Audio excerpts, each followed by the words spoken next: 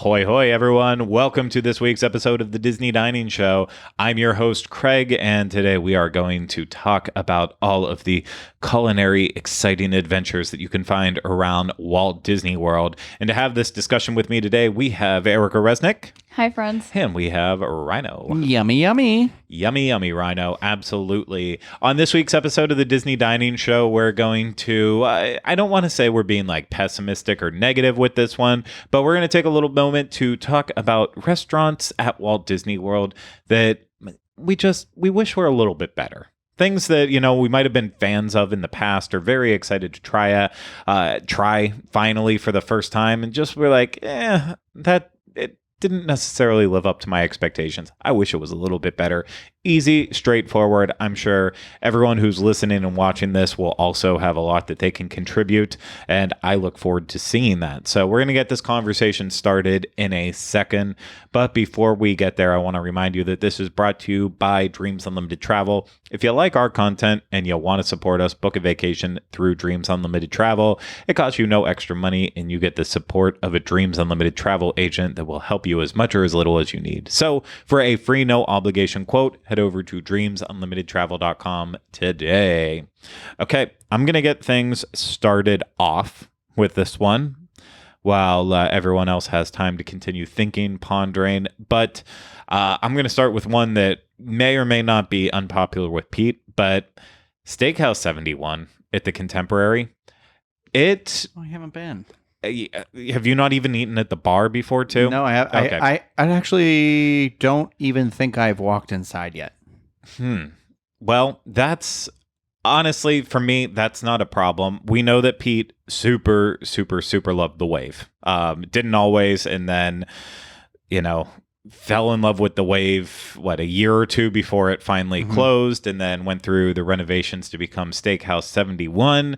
And I had one really good meal there, and then I had a couple that were just like, okay, and the burger there, everyone made such a big deal about it. It was a really good burger. They have the peanut butter and jelly wings. There's all these things that should be really good, but it just, every time I have them, it's like, yeah, it's okay, but also at the same time too, if I'm going to a restaurant and I only want to order one thing off the menu, does that make it a good enough restaurant? Because I've tried a decent amount of at least lunch menus there, but it's disappointing. I was never a huge fan of the Wave. I always enjoyed it, but it's not like I wasn't like Pete who would sing from the mountaintops about how everyone should go there. It was a solid choice that was pretty easy to get into, but it also isn't hands down the greatest thing that I ever had. But yeah, for such a good spot, really close to Magic Kingdom, evoking the early days of Walt Disney World, just kind of meh to me now at this point. So I wish it was better. I genuinely do. How would you make it better? How would I make it better? Yeah, what would you like to see, I should say? I honestly think, like most restaurants, if you have a couple things on the menu that are definitely working, like the burger, then I would, for lunch in particular, I would try to basically just revamp the entire menu, keep the one or two things that are definitely the most popular and go from there. With dinner, the thing that I wasn't impressed with is that I for steakhouse in the title, I thought the steak quality should have been better. Mm-hmm. So that's a big no for me too, and I know that was definitely a popular opinion in terms of other people saying, yeah, didn't quite live up to the title of having steakhouse in the name. So those are the short things I do to make it better, but ultimately, yeah, it's a place I saw myself at first when it right away when it opened up. I was eating there probably I would say maybe twice a month, and then it's just fallen off because it's just not great. It's fine. Well, I can't wait to try it. You will I'll one go day. But I think I'm going to do what you said, go to the bar. Yeah. Go sit to because I imagine a cocktail and maybe splitting an entree or something like that. That seems like a fun idea. The bar is The bar is still just like it was when it was the wave, a great place to sit. The lounge seating in that area sometimes is the perfect way to just get in and out without needing a reservation. So, give it a shot like that, but don't like go through the anticipation of, oh, we're going to sit down and have this big meal. Just do something quick, try it out. If you like it more, then say maybe I'm wrong and then go back and try it for yourself, because you know what? It's all subjective. Mm-hmm. That's like anything we're going to talk about in this episode. So what's something that you wish that was just a little bit better? I mean, I talked about it in the review a little bit, but it's been a little while now since we've eaten there, so I feel like I've had more time to like ruminate on it. If that's a word. I don't think it is. Yeah. Okay. But Space 220. It was something that I feel like I have been looking forward to going there for forever. I love anything that's kind of space themed. I have a soft spot for time travel, dinosaurs, and space. And those are things that I'm like, okay, so any of those kind of get me exciting when that theming comes out, especially in like theme parks or Walt Disney World, And I had heard good things, and I feel like when it originally opened, like they had shown like all these drinks and they looked like they were really cool and this stuff. And so like when we finally got that reservation that took us forever to get, it was kind of like a little meh. It was a little lackluster. Like I wouldn't be like, oh, it was bad. And I don't know that I would tell somebody not to go, but it was just like, I feel like I want to go. I wanted it to be a thing where I was like, I can't wait to come back and have another one of the drinks, or I can't wait to come back and try this other food option. And like, I think I'll go still at least one more time and try the dinner one with somebody at some point. But I feel like they just recently, at least that's what they told us when we were at the restaurant, that they had just recently redone the drink menu. And it looks like, I feel like it just went to like basic drinks that don't have real creativity to them. Like, I kind of hate something when somebody just makes an aviation and they just give it a different name. And I'm like, that's not unique. You just took a classic cocktail and gave it a different name. Like, I feel like that's like copying somebody's homework. And that's kind of what the whole thing felt like. It felt a little phoned in. Like the screens where you can see out into space, those are cool. Like when you look at that aesthetically, I said it in the video, the benches that had been like made for this restaurant for just those seats particularly look good. But like the choice of even just chairs and tables and the rug like choice, it didn't feel like I was in space. And that particularly was part of it. Like the window definitely would add to it, but I'm like, I think if they had made better choices in terms of like the I don't know what you would call that, the settings, the mise en scene, whatever of it all, I think it would have contributed to a better atmosphere, which then I think on top of that, then I would have been like more into it. Like none of the food I tried was like bad. It wasn't creative either. I was like, if I was in outer space right now, wouldn't I want to be eating this? And I get that it's not like, we're not talking Star Trek, which I wish it was, but it's supposed to be like we're on an actual space station. And I was like, okay, but other than the elevator up, what was special? Do you think that a la carte pricing would have helped a little bit too? So then maybe it would have been like, I mean, for our review, we had to get what we got. Yeah. As we always do. But like for you going on your own, like, do you think you would have liked it better if you would have had the option of been like, oh, I only want, I just want an entree. I don't want to bother with that. Or I just want the appetizer and a dessert and a drink. Do you think something like that would help to fix it a little bit? Or is there just too much with the aesthetics of the restaurant and the lacklusterness of it all for you that it could never get you over that hump? No, I think maybe you're right. Like I definitely, the a la carte would help a little bit, because then I'm honestly like, when I go to eat, like if I were like, hey, let's go to dinner, I usually wouldn't order an app or a dessert. I just have the meal. I didn't grow up that way. I'm not against it when you're with a bunch of people or like whether you're with a friend. But at that point, I feel like I'd rather do a thing where we're like, okay, well, let's just get stuff and we'll all try. Like we'll do the tapas thing, or the shared plates. And like, I feel like I like that idea. And this restaurant could maybe benefit from that, because the burrata was very good that was there. So I could see doing that and being like, oh, well, let's try some other appetizers.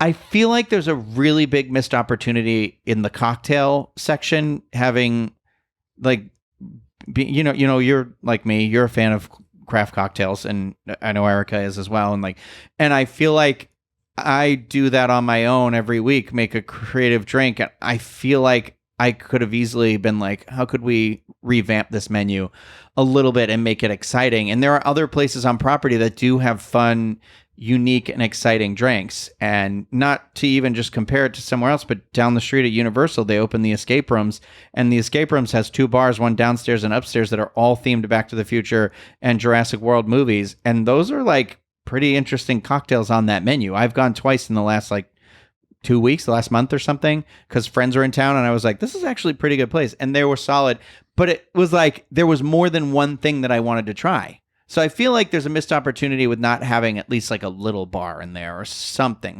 And again, not every restaurant has to have it, but somewhere that somebody could. I mean, they did have a bar, didn't they? But it wasn't like a tradition. It wasn't like. It didn't feel like a centerpiece part of the restaurant, like at the Edison or something like that. And I get that it's not focused around drinks, but yeah, we didn't sit at the bar. Obviously, we sat at a regular table. The bar seating, I would say maybe about 10 spots that you could sit at there. But I was watching them a little bit as we were walking around. We talk about it on. I'm not sure if it was a Patreon thing or if it was one of our Walt Disney World shows, but talking about with Walt Disney World and bartenders, and from what I saw there, it was just bartenders working at the bar, just making drinks based on the recipes that were at there, and not trying to elevate it to the next level. Whereas I feel like if you're talking about creative drinks, that's what you kind of need. But when you're in a place where you have a lot of people ordering drinks, you also you have to weigh it. It's first and foremost a restaurant, and then second you have all of that stuff. But I understand your point with it. It's still very valid. I feel the same honestly about the desserts too, even a little bit. They were good, and I know in the video I think we said carrot they were cake. The carrot cake. The carrot cake was off the chain, and I would go back to have the burrata and to have the carrot cake 100%, but that's not an option. Say you have to have the meal in between. But if there had been at least one cocktail I could have locked into, I think it would have been okay. So I think maybe it's also the ease of getting up there too is part of it, but I don't know. There's just a couple of things. It wasn't. I wanted it to be a 10, and it wasn't. And it's sticking with you. But yeah. Erica, you're not Rhino. Do you have one on this? There's a big one that I feel like I'm going to bring up after you if you don't bring it up. Okay. Well, first I want to say I agree with both of you, because I was so hyped about Steakhouse 71. Mm-hmm. All right. I was so hyped about it. I went and I kind of felt let down. And so for me, I just wish... I feel like it was missing something. Yeah. Something felt off. And Space 220, I let people know that I went, that are in my life. People have always wanted to go. So I left, and everyone was like, well, how was it? And I'm like, fine. My one word answer for that is it's fine. And I'm on the same boat as you, Rhino. I wish I could just order one thing here and one thing there and not have the whole full kind of experience. I thought that looking out into space was cool. The little astronauts and everything. That's so fun. But it was just all just fine. And I was super excited to go because I thought it was going to be different. Mm-hmm. I think for me, I wanted the food to feel a little more unique for the experience we were having. It was also a very poorly paced meal. I don't want to I don't think we talk about it in the review. So, I guess it fits in here for people who are also watching or listening to this, but we were in the restaurant for about 2 hours and 45 minutes for a lunch, not dinner, a lunch. And we didn't necessarily study the menu going into it. So we needed a little bit of time to look at the drinks in particular and the desserts. The entrees we were able to order quickly. The most we could have shaved off that time was probably about 20 minutes. So you're still looking at a nearly 2.5 hour experience with the pace that we were at with it. And that's hard. That's valuable theme park time. I was just going to say, I also like to weigh it against you're somebody here on vacation. You're not an annual pass holder. You're not somebody that lives local. And that's you've just paid, $100 and something to come into this park.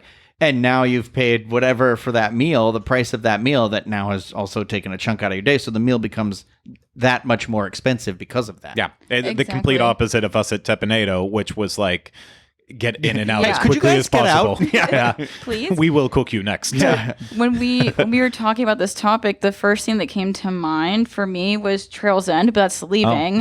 man. But it was somewhere that I like really loved and was a repeat guest of. And then eventually over time, it just became something that I was like, it's okay. And I wanted it to get better. And obviously now, like, that dream of mine is gone because she's not coming back. She's going to be changed up a little bit. But hopefully whatever happens next is going to be better than what this version of Trail's End was towards the end of its lifetime. But that's the first thing I thought of. And then Regal Eagle. I love Regal Eagle. My one thing is I just want them to add a new menu item. Yeah. Like, don't take something off of it. I get that. I just want to see something added.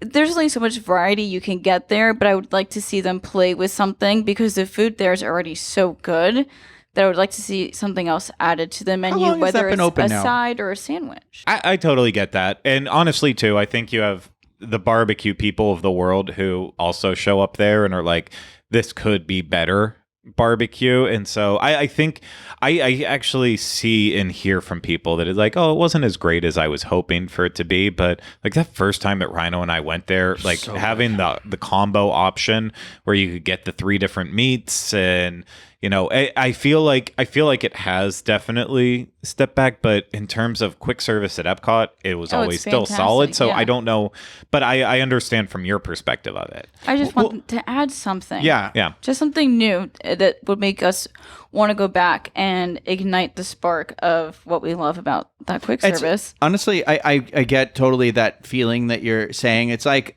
you know, I like to do my baseline Fridays, and and it's like I love it, but it feels like that rotation where you're like, okay, well, they have been rotating like a beer, but it was like I realize that I'm there once a week and how many people are doing that, you know, but it's like, I want a different snack. I don't want just the pretzel, just the charcuterie board. I'm at that point where I was like, I think maybe it's just because we repeated it so much because we like it so much, like with the thing. And then realizing now, that's why I asked how long it was open for, that Regal Eagle's been open for 4 years.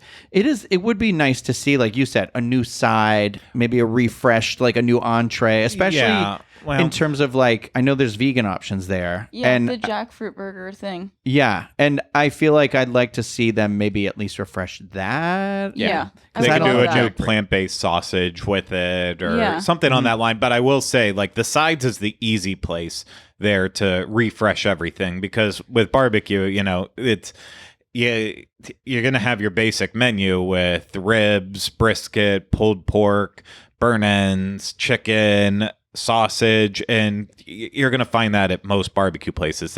You can't, like, you can, I guess, just keep smoking new things and smoking turkey and adding that to the menu. You can definitely evolve to a point, but with the sides, they can really refresh things and keep that as a you know, a staple of them wanting to rotate that. And honestly, there are some barbecue places that I would go to just for the sides alone, good southern sides versus the meats itself. So that would be a great place for them to stand out in that way. But we've mentioned a lot with Epcot. I feel like that's easy because, you know, Epcot has a lot of dining. But I thought the easiest one on the table for all of this was Santa Angel Inn inside the Mexico Oh my Pavilion. God! yeah. What? Because Yeah, right in front this of us. that restaurant is the epitome of, I just wish it was better, because you have the most beautiful dining location Right? potentially in all of Walt Disney World, and it is just not great Mexican Mix food. it up. I don't want to keep ordering the mole chicken. That's what I've been having there for 15 years. Change just- your menu. I'll never forget my first time eating there, and it was just like that wave of disappointment where I don't think I could actually admit that, like, I wasn't blown away, because I still love that space. It's just, it's not the best in the world. Aesthetically, it's beautiful. Yeah. It's just, the one time I went there, I ordered a quesadilla. Oh God, You know, yeah. I was a teenager in high school, so I was like, I don't know what I want to eat. I just got a quesadilla. But I look at the menu and I'm just like, give us something different. Yeah. Well, also, especially since you're in the Mexico Pavilion, which already has like 2 other quick service options. You got the 2 different margarita places. Yeah. And then now you have 2 sit downs. And it's like, also, Mexican food in general, I feel like has got to be one of the more consumed, like in terms of like the things that we're consuming in America for restaurants. Everybody's got a Mexican restaurant, right? That they love. I mean, I love Mexican food. I'll eat Mexican food any day of the week. But it's like, I feel like there's a moment there, a space there, where they could give us maybe some more of the not so like Americanized or or maybe something a little more exciting in terms of that like cultural sort of experience. Well, but then, also we're at Walt Disney World. So. But with San Angel, I mean, they're trying in a way to go for authentic Mexican food. And I don't know if they necessarily succeed with that, but like when you look at their menu and you're making choices, Is the a mole chicken lot on of people, mole chicken right now is not on there, believe it or not, but there is a osabuco mole. So, love a good osabuco. Did you put it in yet? Do you need 4 hours from when you started? Well, we've gotten you seated and we're putting in the osabuco now. Yeah. So, this is just turned into the show where we reference The Office nonstop. But hey, that's my favorite episode of The Office. So I mean, it is the best episode. But dinner party and food, it all connects. It works. Chicken enchiladas on the menu, $28. You look at it and you're like, how can these enchiladas be good? And you can go to a dive Mexican restaurant and have the best enchiladas of your life for half the price, if not even slightly cheaper than that. And that's just how I feel about San Angel. It's like they're so close to it, but then it's like it's either like it's too wet or it's not flavorful enough. It's just it's always missing the mark in just a little way. When they used to do when I worked at Disney, we would get the cast member celebration, which was like the end of the year. You used to get a booklet and it would have coupons in it, and it used to be like 2 coupons. It was like 50% off one sit down, 50% off of one like quick service, and then it changed and it was like 50, 40, 30, and you could use them at either sit downs or quick service, whatever. But I remember you'd use them at Ohana was the one to get. And the one that was always left over, where you're like, well, where are we going to go now? And you're like, I guess we have to use it at San Angel Inn because no one's going there. It always felt like it was the only one that you could get the advanced dining reservation for as a cast member. But then also you're like, I don't want to go again. Yeah. Well, luckily for when my sister would be booking the restaurants for that, we usually stuck to like Artist Point or Yachtsman. So she's very, very good at pulling restaurant reservations. That's always been one of her talents.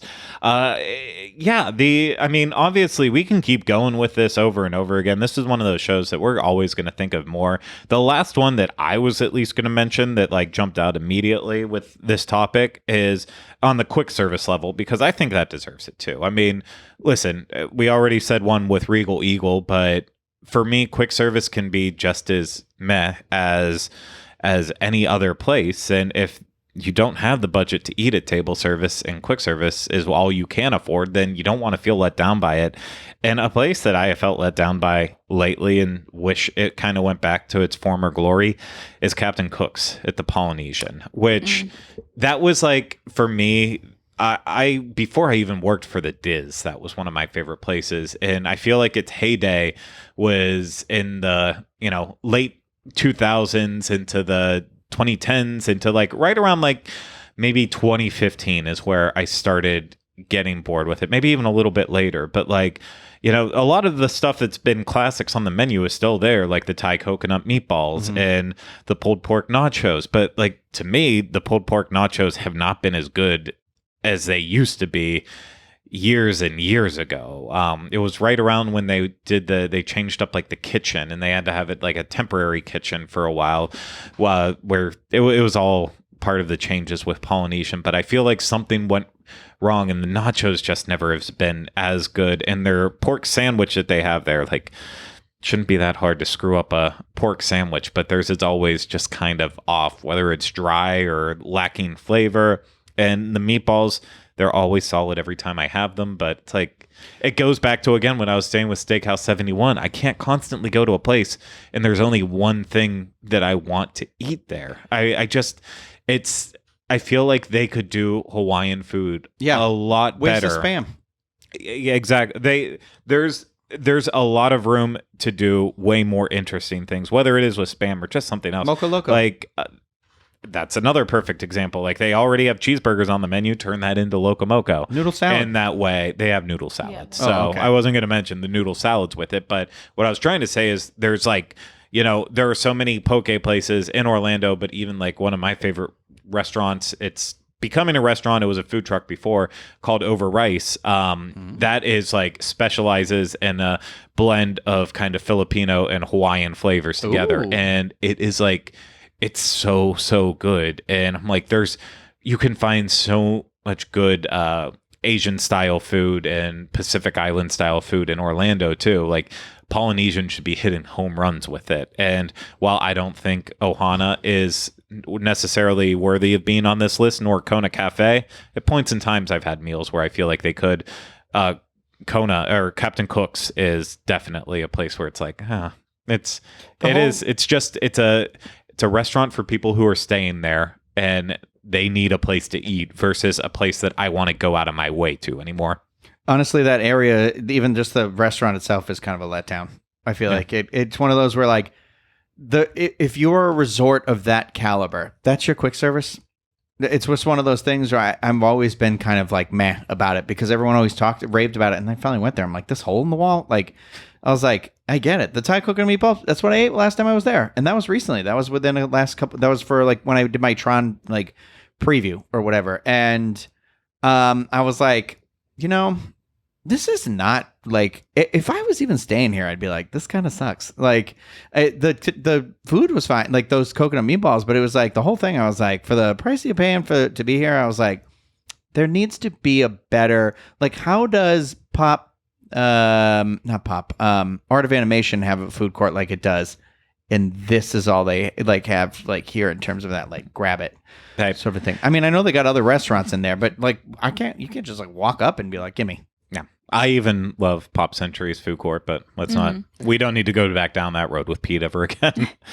He'll hear it. He'll hear it from far away. Yeah. You're wrong. You guys talking about cheesecake? I feel the same way about Contempo Cafe. That used to be a stop for me on the monorail. Like if I didn't want to eat at Magic Kingdom, or it was like I had a long day at Magic Kingdom and I wanted to grab a snack before going back to my car, I would hang out there. And just within the past year, it just hasn't hit the same for me. Yeah. I mean, I think we could argue this with any of those resort monorail quick services. Yeah.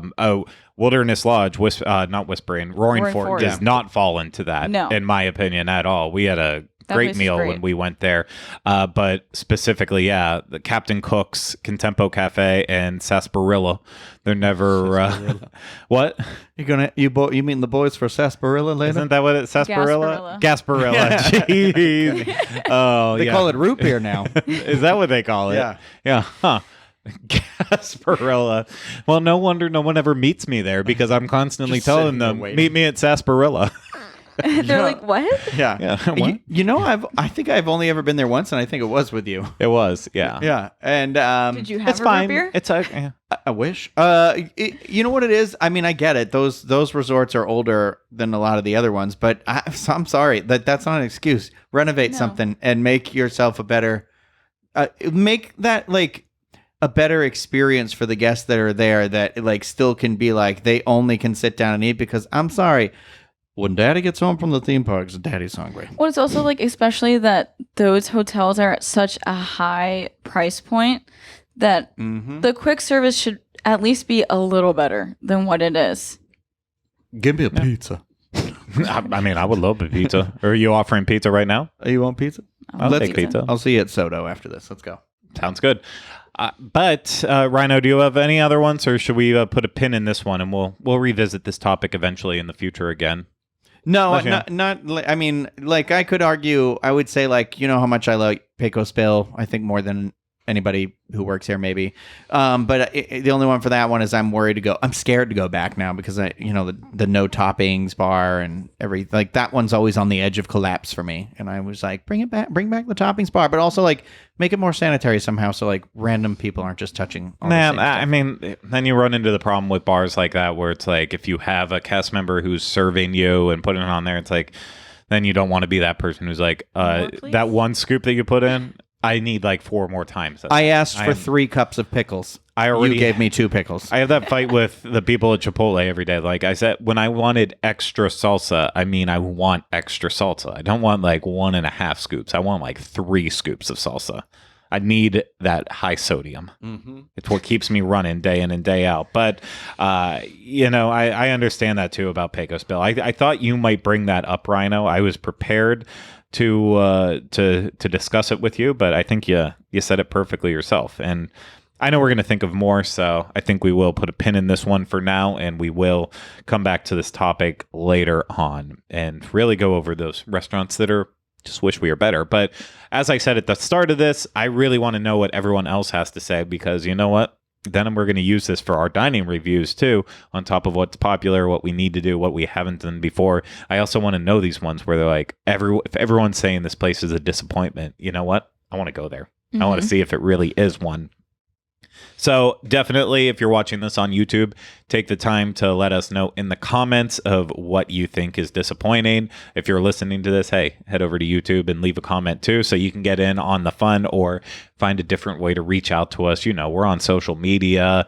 You can email us, and hopefully it doesn't get lost in the mix. But find a way to reach out and let us know what you're thinking too, in terms of what is kind of disappointing and you wish was a little bit better. But that's going to do it for this episode of the Disney Dining Show. We hope you enjoyed it. And if you did and you want to support us more, book a vacation through Dreams Unlimited Travel. Get a free no obligation quote today at dreamsunlimitedtravel.com. If you are watching this on YouTube, subscribe to the channel, leave comments, questions, and video suggestions in the comment section. And if you listen to this, subscribe wherever you listen to podcasts and leave us ratings and reviews when possible.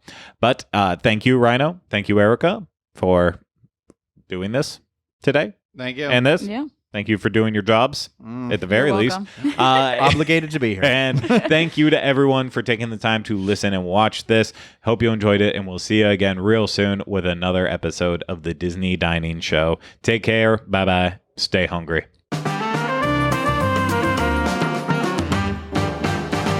Yummy, yummy.